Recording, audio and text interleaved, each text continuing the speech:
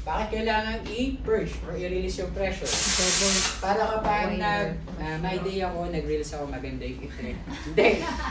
Hindi, balikin natin yun, ha? Hindi yung pang-release. Para pag tinapat ko yung mukha ko, mag-open na yung pores. Hindi po. Ginagawa natin yun to ensure yung machine is nag-work.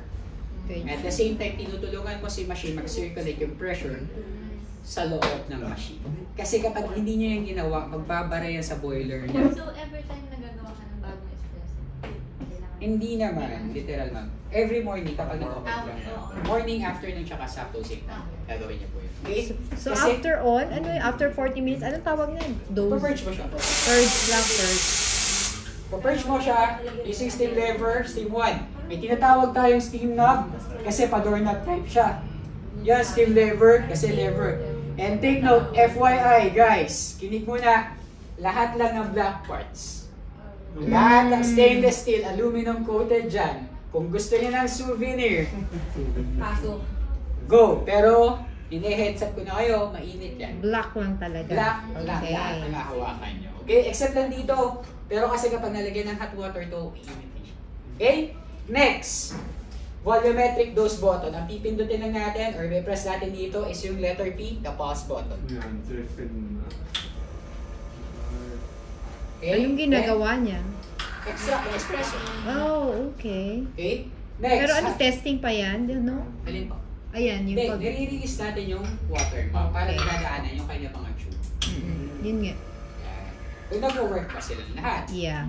Next, hot water lever, hot water spout. For rinsing lang ng beaker and shot glass. Walang kukuha ng hot water dito para sa brood. Para sa American. Yan. Hindi po siya igiban, hindi po siya poso. Mababa po yung temperature ng machine. Gauge. For pressure and bar pressure. Bakit magkaiba? For bar pressure, 9 to 9.5 ideal. Nagtataka yung iba, nagra-ramp up siya hanggang 15, 12, 11, 10. Bakit siya nagra-ramp up? Kasi po kulang yung grammage ng coffee mo.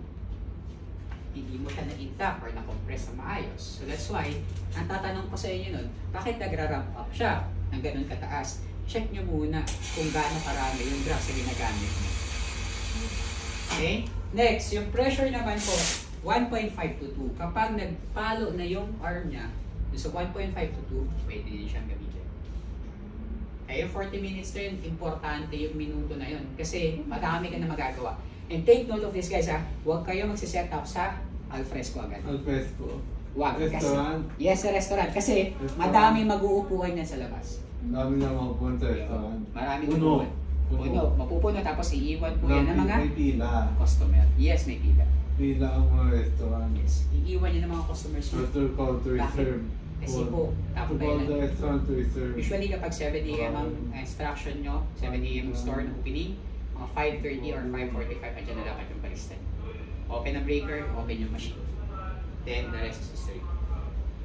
Alam na dapat yung routine yan. Next, yung ating cup warmer. Ganda ng pink naman na cup na. Okay, gagamitin natin. Okay? Number 2, lang yun. Ang pinaka-main thing yan, main purpose yan, to preheat sanitize yung cup. Bakit?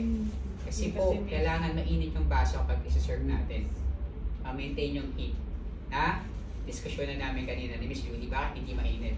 Kasi malamig yung baso. Mabilis, tumaas yung temperature. Naka-expose siya. Cups na gagamitin nyo, pwede naman. Mas matagal nga ang lumamig din. Pero pag may nag-request ma'am ng dine-in, as much as possible, may mga dine-in cups ka. Pero for the meantime, explain to your guests or customers na mag-to-go cup lang po meron kami. Kasi baka ina-expect nila na sa dining cup. Okay. Next, dito, huwag kayo maglalagay ng cups na basang-basa. Kasi interior niya mapapasukan. May butas yan sa loob or din sa taas. Yan yung nagbibigay init, nagsisteam.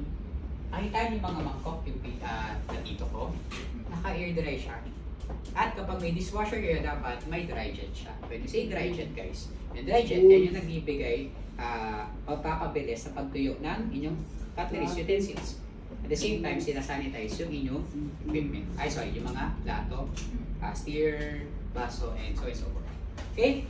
Next, catch tray. Dito tayo nagtatapon na bad shot ng espresso at yung pinagrisan natin ng water. Wala pong gatas ha. Walang gatas yung tatapon para gawa niyo namin. Kasi kung walang grease trap yun ma'am, patay ka. Nagbabara yan. Tapos, kapag nagbara yan, worst case scenario, Miss Sheila, nadaan yan dito sa tiles mo. Kasi wala na siyang pupuntahan. At ang grease trap, everyday po siya nililinis guys. Hindi yan once a month. Kasi pag ginawa niyo yun, pagbukas yung grease trap, sarap. Oh, smells good. No? Tumatambay, namamahay. Everyday po yan nililinis. Kaya check nyo yung mga big names like Jollibee, McDo, may mother grease trap yan. Every third week of the month nililinis nila yan. Or depende sa linisan nila, dun sa routine nila. Kasi makakalaban nila city proper kapag sobrang baho yung singaw ng grease trap nila. Mother grease trap. May kanya-kanyang grease trap pa yan, pero yung pinaka-main yan, talagang halukay kung halukay. Pero ginagawa dapat doon kapag